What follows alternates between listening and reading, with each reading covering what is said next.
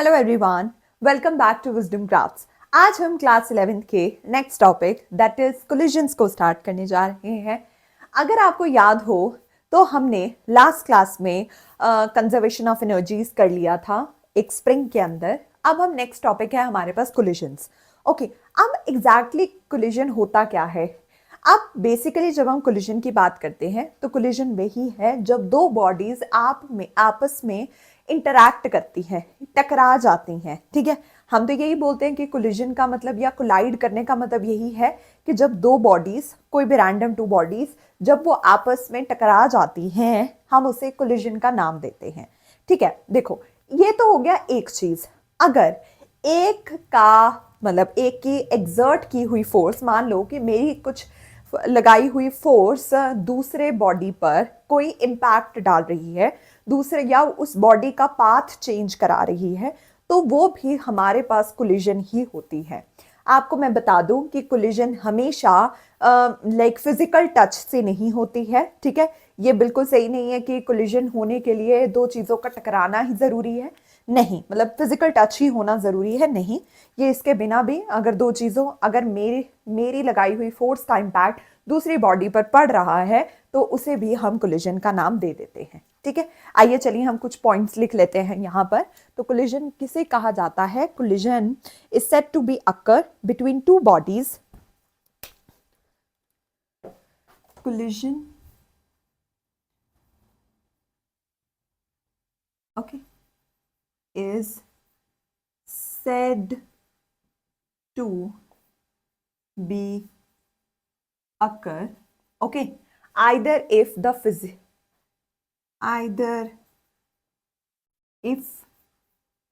they physically, okay, physically interacting with each other,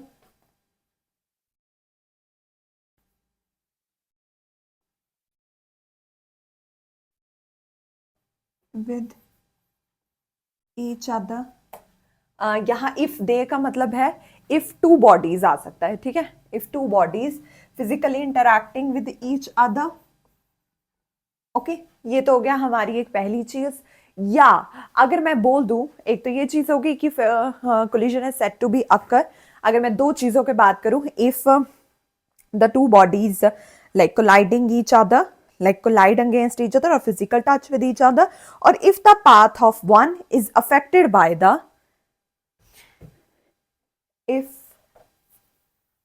okay, path of one affected by the force exerted by, if with each other, if path of one affected by the force exerted by, duster किधर है?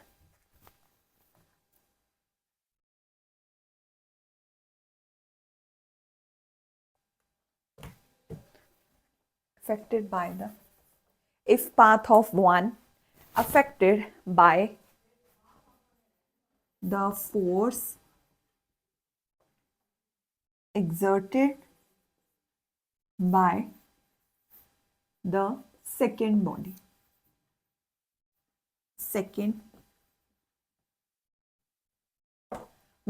Okay. ये है हमारे पास collision का मतलब। Collision is said to be occur if they physically interacting with each other, और if the path of one affected by the force exerted by the second body. Okay, तो ये है हमारे पास कोलिजन। अगर अब हम बात करते हैं डिफरेंट टाइप्स ऑफ कोलिजन की, तो कोलिजन हमारे पास बेसिकली दो टाइप्स की होती हैं, इलास्टिक कोलिजन और inelastic collision. Okay, collisions are of basically two types. Okay, collisions are of two types. पहले तो है हमारे पास इलास्टिक collision और इधर है हमारे पास next is inelastic collision. Okay, अब इलास्टिक का मतलब क्या है हमारे पास? अगर आपको मैं बता दूं कि जिसमें कोई काइनेटिक एनर्जी लॉस नहीं होती है उसे हम क्या नाम देते हैं? Elastic collision. जहां पर काइनेटिक एनर्जी का लॉस नहीं होता है कोलाइड होने के बाद, हम उसे इलास्टिक कोलिजन का नाम देते हैं। Okay, if there is no loss of kinetic energy. Okay, यहां पर कोई लॉस नहीं हो रहा है काइनेटिक एनर्जी का, और इसका मतलब क्या है, if there is a loss of, if there is a loss of kinetic energy. Okay, if there is a loss of kinetic energy. आप बोलोगे कि बस इतना ही नहीं, और भी कुछ चीजें हैं, और भी कुछ कैरेक्टरिस्टिक्स हैं इलास्टिक कोलिजन की। तो सबसे पहले हम स्टार्ट करते हैं characteristics of elastic collision. Okay, characteristics of elastic collision. Okay, characteristics of elastic collision. फिर ऐसे ही हम इन इलास्टिक कोलिजन की भी कैरेक्टरिस्टिक्स करेंगे। सबसे पहली कैरेक्टरिस्टिक्स है हमारे पास कि यहां पर जो हमारे पास मोमेंटम होता है, that is P is equal to mv, वो कंजर्व होता है। ठीक है, सबसे पहले है हमारे पास, first is momentum, okay, is conserved. Okay, यहां पर हमारे पास जो मोमेंटम है वो क्या रहता है, वो यहां पर कंजर्व रहता है। ठीक है, और अब आगे उसके बाद यहां पर जो टोटल एनर्जी है, काइनेटिक एनर्जी की तो हमने बात कर ली, टोटल एनर्जी है वो भी कंजर्व रहती है। Total energy is conserved. Okay, total energy is conserve. Third है kinetic energy is conserved. Kinetic energy is conserved. Okay, ये थी हमारी 3 कैरेक्टरिस्टिक्स। नेक्स्ट कैरेक्टरिस्टिक्स है, जो भी फोर्सेस होंगी, जो भी फोर्सेस इस इलास्टिक कोलिजन में पार्टिसिपेट कर रही हैं, वो हमारे पास वो भी कंजर्व्ड होंगी। Okay, forces acting in this collision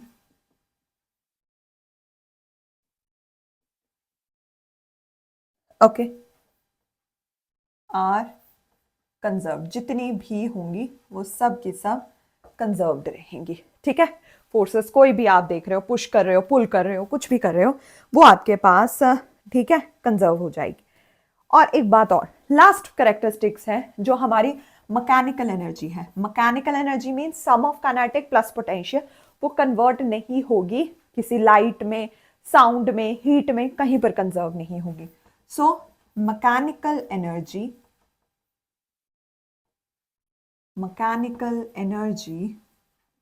is not converted,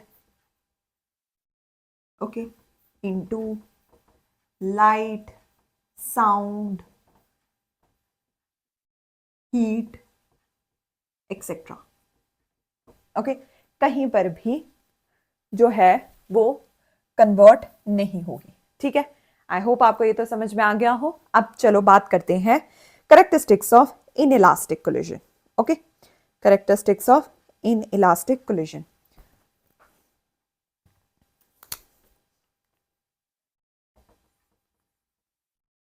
Characteristics of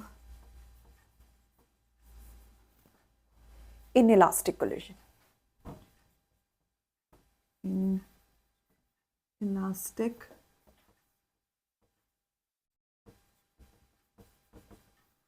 collisions.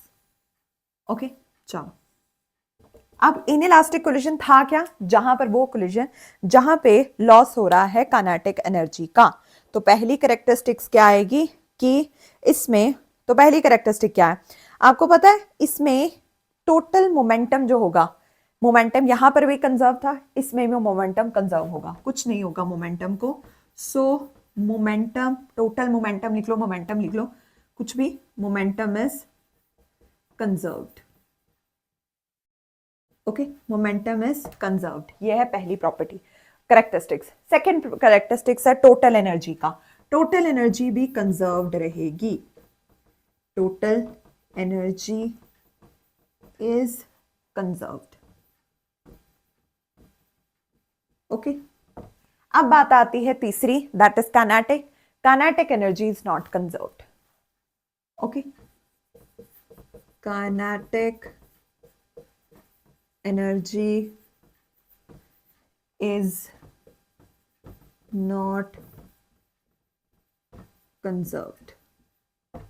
Okay, so kinetic energy जो है वो कंजर्व्ड नहीं है, ठीक है। अब जो भी, अब चौथा क्या था हमारे पास, फोर्सेस के बारे में बात की थी। कुछ फोर्सेस और सारी फोर्सेस कंजर्व्ड नहीं होती हैं, ठीक है। Some or all forces are not conserved, ठीक है, are not conserved. Fifth point, okay, ये था हमारे पास कि कुछ फोर्सेस या सारी फोर्सेस कंजर्व नहीं होती हैं, ठीक है। अब देखो, अब यहां पर तो था कि मैकेनिकल एनर्जी कन्वर्ट नहीं हो रही है लाइट में, बट इसमें होगा part of mechanical energy, part of mechanical energy, okay, is converted into light sound heat, is converted into light sound heat etc. okay, ये थे करेक्टरिस्टिक्स ऑफ इनइलास्टिक कोलिजन और इलास्टिक कोलिजन। आई होप आपको यहाँ तक तो समझ में आ ही गया हो, ठीक है। चलिए अब नेक्स्ट पार्ट करते हैं। देखो, हमारे पास नेक्स्ट टॉपिक है यहाँ पर conservation of linear momentum in collision, ठीक है। अब इस इन कोलिजन के लिए ना, मतलब इस टॉपिक के लिए हम क्या करेंगे, हम कंजर्व करेंगे, मतलब हम डराइव करेंगे कि लीनियर मोमेंटम कोलिजन में कंजर्व रहता है, ठीक है। अब उसके लिए हम टू बॉडीज लेंगे, 1 and 2, ठीक है। कंसिडर करते हैं, चलो स्टार्ट करते हैं, लिखते हैं साथ में, consider two bodies, okay, two bodies 1 and 2, okay, 1 and 2 are colliding with each other, are, वो टकरा रही हैं, colliding with each other, okay, colliding with each other in time delta t,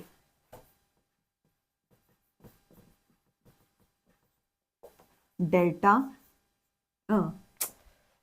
एक और चीज में लिखना भूल गई हूँ, sorry, okay, colliding with each other and exerting impulsive force and exerting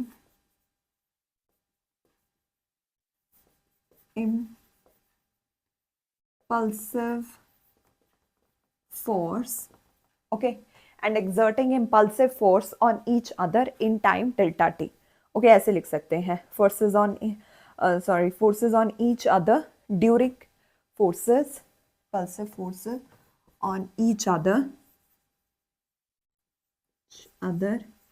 during collision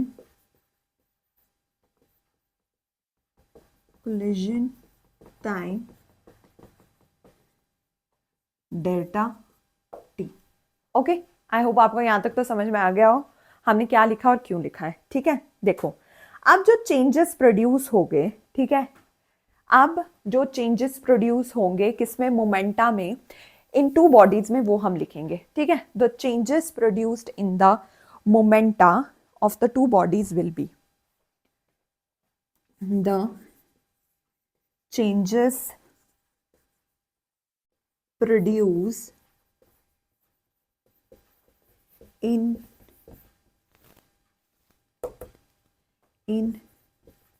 momenta of two bodies two bodies will be। ठीक है, अब जो चेंजेस प्रोड्यूस हुए हैं टू बॉडीज में, कौन सी टू बॉडीज, 1 और 2 में, उसमें क्या लिखेंगे, डेल्टा P1। सबसे पहले बात करते हैं फर्स्ट वन की। So delta P1 is equals to, first body के लिए लिख देते हैं, delta P1 is equals to F12 delta T। ठीक है, F12 डेल्टा T, ये आ गया पहली बॉडी के लिए। ऐसे ही अब सेकेंड बॉडी के लिए लिख देते हैं। ठीक है, and delta P2 okay F21 delta T। ठीक है, दोनों बॉडीज के लिए लिख दिया डेल्टा P1 और डेल्टा P2। ठीक है, जहां पे हमारे पास, आपको पता है ये हमारे पास जो फोर्सेस हैं दोनों, ये कौन क्या क्या फोर्सेस हैं, ये फोर्सेस हैं। F12 is the force exerted on 1 by 2। ठीक है, ये क्या है, force exerted on 1 means first body, on 1 due to 2। Okay, और F21 क्या है, F21 क्या है, force on 2 due to 1। ठीक है, force on second body due to first body. ठीक है जी, ये है। अब हमें क्या करना है, अब हमें पता है कि Newton, according to Newton's third law, ठीक है, अकॉर्डिंग टू, अब आप मुझे बताइए कि न्यूटन्स थर्ड लॉ क्या है। According to Newton's third law, क्या कहता है न्यूटन का थर्ड लॉ, कि F12 is equals to minus F21। आपको याद हो कि third law action reaction law है, that is every action has an equal and opposite reaction. अगर फर्स्ट फोर्स एक्सर्ट कर रहा है तो दूसरा भी एक्सर्ट करेगा, बट ऑपोजिट डायरेक्शन में, इसीलिए हमने यहाँ पर नेगेटिव साइन को लगाया है। ठीक है, ये था हमारे पास according to Newton second law. अब हमें पता है, अगर आप देखो कि अगर हम F12 और F21 की वैल्यूज को पुट कर सकते हैं यहाँ पर, कर सकते हैं, क्यों नहीं कर सकते। आप क्या कर सकते हो कि आप कर सकते हो, यहाँ पर हम लिख सकते हैं कि अगर हम इसे ऐसा लिखना चाहें कि F12 डेल्टा T, ठीक है, इधर नेगेटिव F21 डेल्टा T। ठीक है, ऐसे भी हम इसे लिख सकते हैं according to this collision topic. ठीक है, अब आगे देखो, अगर मैं देखूं कि अगर मैं इस राइट साइड को इधर ले जाऊं, ठीक है, तो ये मेरे पास क्या आ गया, F12 delta T plus F21 delta T, वहां पर क्या आ गया मेरे पास 0। ठीक है, वहां पर मेरे पास क्या आ गया, 0, क्योंकि मैंने इंटरचेंज कर दिया। ठीक है, अब देखो, अब आप देख सकते हो कि मेरे पास यहाँ पर F12 डेल्टा P1 है और F21 डेल्टा डेल्टा P2 है। तो मैं लिख सकती हूँ ये मेरे पास क्या है, डेल्टा P1, ठीक है, plus delta P2 which is equal to 0 है मेरे पास। ठीक है, किसके इक्वल है, ये है मेरे पास 0 के इक्वल है।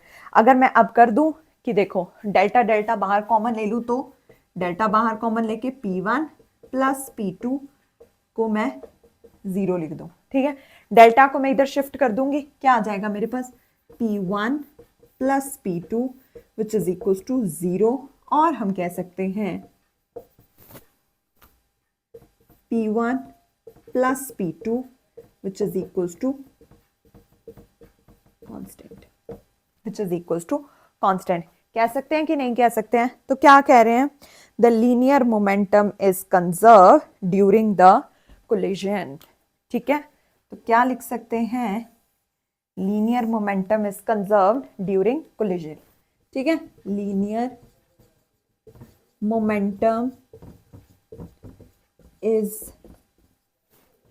Conserved during